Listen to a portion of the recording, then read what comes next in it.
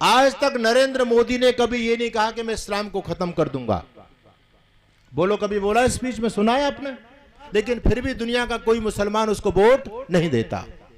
राहुल गांधी अपने प्रवचनों में कई बार भाषणों में कह चुका है कि हमारी सरकार आएगी तो हम हिंदुत्व को खत्म कर देंगे, फिर भी ये बेवकूफ गद्दार हिंदू उसको प्रधानमंत्री बनने में लगा हुआ है। क्या इस देश को हो गया है? ये जयचंद आज कम थोड़ू है।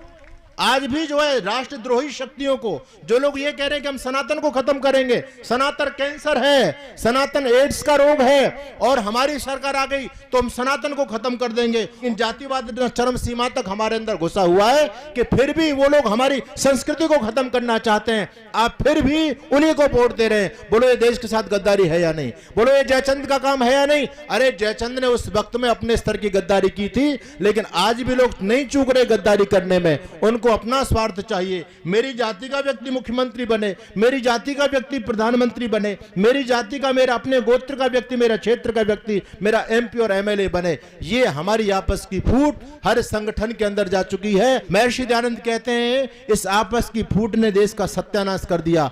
महाभारत जैसा युद्ध हुआ जिससे दुनिया का इतना भयंकर परिणाम दुनिया को उस महाभारत युद्ध के भोगने पड़े, लेकिन ये आपस की फूट अब भी हमारा साथ नहीं छोड़ रही। ये गद्दारी, इस हिंदू जाति के अंदर गद्दारी नहीं होती तो हिंदू लोगों को हजारों साल की गुलामी का मुंह नहीं देखना पड़ता। शंकराचार्य को मारने वाले अपने लोग थे, महर्षि दयानंद को मारने वाले अपने लोग थे, और जितने बहुत सारे ऐसे राजा महाराजा जो देश के लिए काम कर रहे थे। कल हमारे भाई सुंदर जी महाराणा प्रताप का दास्तान आपके बीच में बोल रहे थे। उनके साथ गद्दारी करने वाला शक्ति सिंह, मान सिंह कौन था? अरे अपने तो लोग थे। अगर हमारे लोगों में गद्दारी नहीं होती तो कभी हमको हजारों साल की गुलामी का मुंह देखना नहीं पड़ता। बंधुओं, जयचंद आज भी गांव-गांव गली-गली पाई जाते हैं। अरे धिक्कार है उस जयचंद को जिसने, देखो दुर्भाग्य देखो देश का, अपने देश का राजा एक विदेशी राजा को पत्र लिख रहा है। किसको? शहाबुद्दीन गौरी को, और खुद बुला रहा है। पृथ्वीराज चौहान से जलता है। चौहान दिल्ली का राजा बनने वाला है, उसका नाना अनंगपाल उसको गद्दी सौंपने वाला है। दोनों उसके रिश्तेदार थे, लेकिन उसका नाना जानता था कि पृथ्वीराज चौहान योग्य है, ये भारत की रक्षा कर सकता है, इसलिए मैं दिल्ली की गद्दी पर इसे बिठाऊंगा। लेकिन जयचंद बिल्कुल नहीं चाहता था कि दिल्ली की गद्दी पर पृथ्वीराज चौहान बैठे। जयचंद विदेशी राजा शहाबुद्दीन गौरी को पत्र लिखता है, शहाबुद्दीन गौरी, मैं तुमको दिल्ली के सम्राट की गद्दी पर बैठा हुआ देखना चाहता हूं, और तुम चिंता मत करो, तुम ये मत सोचो कि मैं दिल्ली का सम्राट कैसे बन पाऊंगा। अपनी सेना लेकर के तुम अरब से प्रस्थान करो, और इधर से मैं अपनी सेना लेकर के तुम्हारी मदद करने के लिए तैयार हूं। मैं तुमको दिल्ली का सम्राट देखना चाहता हूं। देखो देश का दुर्भाग्य देखो, इस देश का गद्दार जयचंद विदेशी राजा को देश में आक्रमण करने के लिए निमंत्रण देता है बंधुओं, और वो आता है, आक्रमण करता है। और आपने इतिहास सब लोगों ने सुना हुआ है, कितनी बार चढ़ाई की भारत पर उसने। पृथ्वीराज चौहान के साथ में युद्ध कितनी बार किया है जी? 16 बार किया। एक मुल्ला जी बोले, जी ये तो संख्या बहुत ज्यादा है, 16 बार नहीं किया। हमने कहा कितनी बार किया? कहता 8 बार किया। मैंने कहा तू 8 बार मान ले, वो कम है, 8 बार की संख्या कम नहीं है। लेकिन हमारी बेवकूफी देखो, पृथ्वीराज चौहान के साथ में वो चढ़ाई करता है, युद्ध करता है। पृथ्वीराज चौहान बंधक बना लेते हैं और पूछते हैं, बोल गौरी तेरे साथ में क्या किया जाए? गौरी कहता है कि सम्राट मुझे छोड़ दिया जाए, आप दयालु हैं, आप छोड़ दो। पृथ्वीराज चौहान युद्ध नीति को नहीं जानते थे। पृथ्वीराज चौहान अपने दुश्मन को बार बार छोड़ते चले गए। अंत में मोहम्मद गौरी का भी एक बार दाब लग जाता है, और दाब लगा, पृथ्वीराज चौहान को हथकड़ियों में जकड़ दिया उसने, देश गुलाम बना। 7 लाख हिंदुओं का कत्लेआम किया गया, धर्मांतरण किया गया। उसमें संयोगता भी थी जिसके साथ बलात्कार किए गए। ये जो अजमेर के अंदर ये चिश्ती की ख्वाजा जो बना हुआ है, ये सारे आतंकवादियों के अड्डे हैं। ये अजमेर चले जाओ, कहीं भी चले जाओ, और इन लोगों ने इतना बड़े पैमाने पर इस चिश्ती ने, जब इसका शहाबुद्दीन गौरी जीत गया तो पूरे राजस्थान में, ये गंदगी राजस्थान में नहीं थी, लेकिन इन लोगों ने जगह जगह हिंदुओं का धर्मांतरण कराया और बहुत बड़े पैमाने पर इस्लाम को बढ़ाने में इन लोगों ने सफलता प्राप्त की। बंधुओं में निवेदन कर रहा हूं, उस समय पृथ्वीराज चौहान ने कहा था, शहाबुद्दीन गौरी मैंने तुझे 16 बार छोड़ा, भले आदमी तू मुझे एक बार छोड़ दे। कहता है कि हम बेवकूफ नहीं है, ये बेवकूफ तो काफिर होते हैं, दुश्मन को कभी कमजोर नहीं समझा जाता, नीति कहती है। अरे चाणक्य तुम्हारे यहाँ पैदा हुआ, लेकिन तुमने चाणक्य से सीखा कुछ नहीं सीखा। हम कभी भी दुश्मन को एक बार भी मौका नहीं देंगे। और शहाबुद्दीन गौरी आपके देश के अंतिम हिंदू सम्राट पृथ्वीराज चौहान को बेड़ियों में जकड़ करके अपने साथ लेकर के गया, बंधक बना करके लेके गया, देश को लूट करके लेकर के गया, यहाँ अपनी सत्ता स्थापित करके गया। और बंधुओं, उसको ले जा करके आपके इसी काबुल के अंदर, अफगानिस्तान के अंदर क्या दुर्व्यवहार किया गया। अपने सैनिकों को आदेश दिया, ये जो भारत का सम्राट काफिर पृथ्वीराज चौहान है, इसकी आंखें निकाली जाए। जिंदे व्यक्ति की आंखें निकाली गई, गरम चाकू की नोक गरम कर करके उसके सैनिकों ने, वो तो बहादुर भारत का शेर, वो तो बंधन में बंधा हुआ है, बेड़ियों में जकड़ा हुआ है, लेकिन उस शहाबुद्दीन गौरी के सैनिक वो बेड़िए गरम गरम चाकू लेकर के जिंदे पृथ्वीराज चौहान की आंखों को निकाल करके ले गए। आप सोचो कितनी यातना उसको दी गई। वो तड़प रहा है। और उसके मंत्री था चंद्रबरदाई। चंद्रबरदाई को जब पता चला, उस समय वो भारत में नहीं था, कि मेरा सम्राट, मेरा राज्य उसके हाथ से चला गया, और उसको शहाबुद्दीन गौरी जीत करके बंधक बना करके ले गया। शहाबुद्दीन गौरी, और उससे पहले की बात मैं आपको बता देना चाहता हूं, जब अजमेर फतेह कर लिया गया, पृथ्वीराज चौहान को बंधक बना दिया गया, तब ये जयचंद गया शहाबुद्दीन गौरी के पास में, और इसने कहा, शहाबुद्दीन गौरी, मैंने तुमको भारत का राजा बनवा दिया, बधाई हो आपको, अब तो मुझे इनाम दो। शहाबुद्दीन कहते हैं कि तुमको इनाम हम निश्चित रूप से देंगे, चिंता मत करो। शहाबुद्दीन गौरी ने अपने सैनिकों को बुलाया, कहा इधर आओ, ये जो जयचंद है इसको इनाम देना, और अच्छा इनाम देना है इसको, और इसको इनाम ये देना है। जयचंद बड़ा लट्टू होकर के देख रहा था, पता नहीं मुझे क्या इनाम देगा, मैंने इतना बड़ा इसको जो है विजयश्री प्राप्त करा दी। वो कहता है, इस जयचंद का मुंह काला करो, इसके गले में जूते चप्पलों की माला डालो, इसको गधे पर बिठाओ, और एक मोटा सा डंडा लेकर के इसकी पीठ पे बरसाओ, और उसके नगर में यात्रा निकालो इस जयचंद की।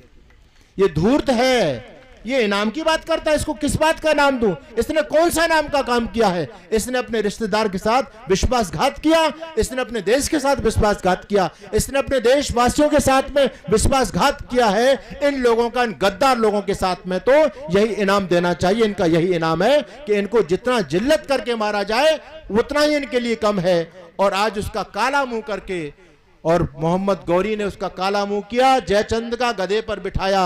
आज जयचंद अपने मन में सोच रहा है, पृथ्वीराज चौहान को कह रहा है, चौहान मेरे से बहुत बड़ी भूल हुई। अरे तू तो गुलाम बन करके, तू तो बंधक हार करके भी तू आज जीत गया, आने वाली पीढ़ियां तेरा नाम लेंगी, लेकिन मैंने तो इतना गंदा काम कर दिया कि जीते जी आने वाली अनेक शताब्दियों तक, आने वाली अनेक पीढ़ियां मेरे नाम पर थूकेंगी। कोई भी अपने बच्चे का नाम और अपना नाम जयचंद रखाना पसंद नहीं करेगा। अरे मैं तो इस पृथ्वी शहाबुद्दीन गौरी को जिता करके भी हार गया, और तू हार करके भी जीत गया। तू तो जाएगा, मर करके जाएगा, जन्नत में जाएगा, स्वर्ग में जाएगा, लेकिन मुझे तो नरक में भी स्थान नहीं मिलेगा, क्योंकि मैंने तेरे साथ गद्दारी की है, और गद्दारों का यही अंजाम होता है। मुझे तो अपनी गद्दारी की सजा अभी भोगनी पड़ रही है, आगे तो भगवान के न्यायालय में तो मेरी जो दुर्गति होगी मैं नहीं जान सकता कि परमात्मा मुझे इस गद्दारी का क्या परिणाम देंगे, क्या दंड देंगे। ये गद्दारी बहुत बड़ा पाप होता। कभी देश के साथ में, परिवार के साथ में, व्यक्ति के साथ में गद्दारी नहीं करनी चाहिए। बंधुओं, पृथ्वीराज चौहान की आंखें फोड़ दी। फोड़ने के बाद जब चंद्रबरदाई जाकर के अफगानिस्तान में उससे मिले, तो हालांकि वो शहाबुद्दीन गौरी मिलने की परमिशन नहीं दे रहा है, लेकिन उससे कहता है कि मैं एक बार उससे बात करना चाहता हूं। वो बहुत बड़ा अहंकारी था, वो कहता था दुनिया का कोई सम्राट मुझे जीत नहीं सकता, लेकिन शहाबुद्दीन गौरी तूने इसके अभिमान को, अहंकार को तोड़ दिया है। मैं एक बार उसको ये कहकर के आना चाहता हूं, देख पृथ्वीराज चौहान, तू बार बार ये कहता कि दुनिया में कोई ऐसा शेर पैदा नहीं हुआ जो तुझे जीत सके, लेकिन शहाबुद्दीन गौरी तेरे से बड़ा बब्बर शेर है, जिसके पिंजरे में तुझको बंद कर दिया शहाबुद्दीन गौरी ने। मैं एक बार उसको ये बात कहना चाहता हूं। वो शहाबुद्दीन गौरी, वो बेवकूफ गाय का मांस खाने वाला, उसमें बुद्धि कहां थी? ये तो अपनी बेवकूफी से जीत गए इस देश को। उसने कहा ठीक है जाओ, तुम मिल करके आओ।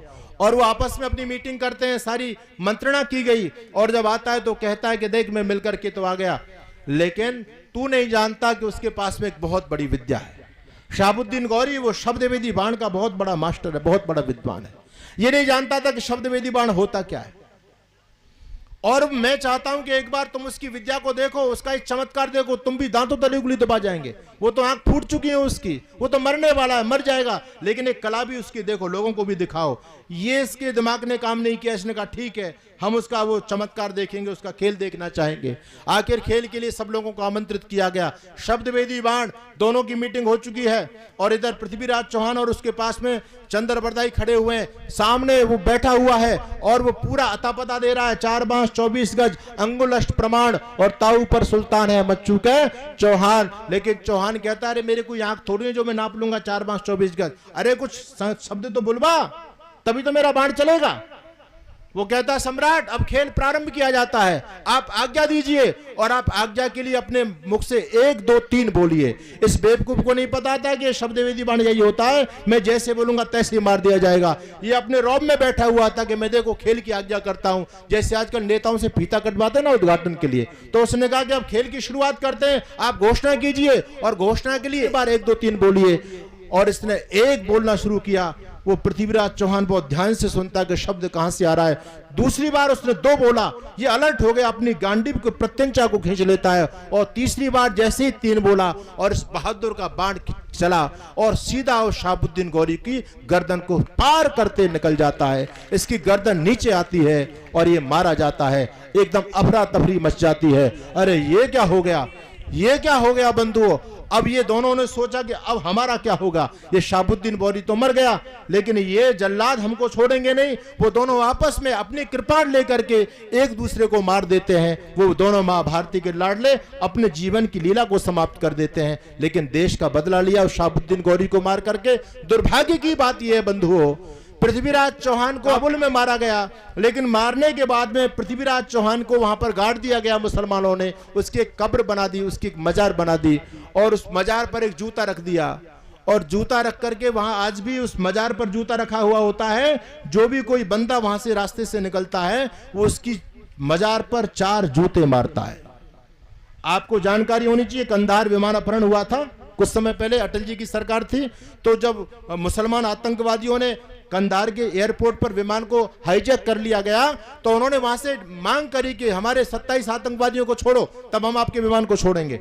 तो अटल बिहारी सरकार ने यहाँ के जो विदेश मंत्री यशवंत सिंह थे, उनके साथ में 27 आतंकवादियों को बाकायदा प्लेन से भेजा और कुछ पत्रकार लोग भी गए थे वहां। उनकी आपस में डील हुई, भारत के लोगों ने आतंकवादियों को सौंप दिया और उन्होंने भारत का विमान इनके अंतर्गत कर दिया, इनको सौंप दिया।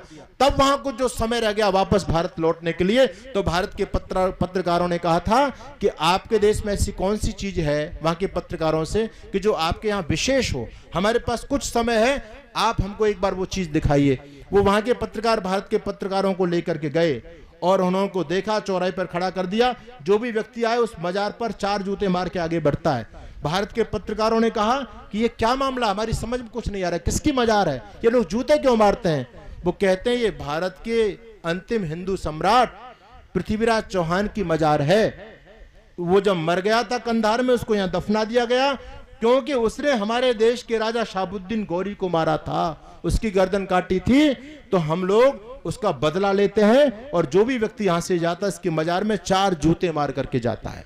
देखो, ये भारत का सम्राट आज वहां जूते खाता है बंधुओं। और ये हमारे दुश्मन, ये जितने ख्वाजा, चिश्ती, पीर, सैयद, ये मजारें बनी पड़ी हैं, ये सारे हमारे दुश्मन थे।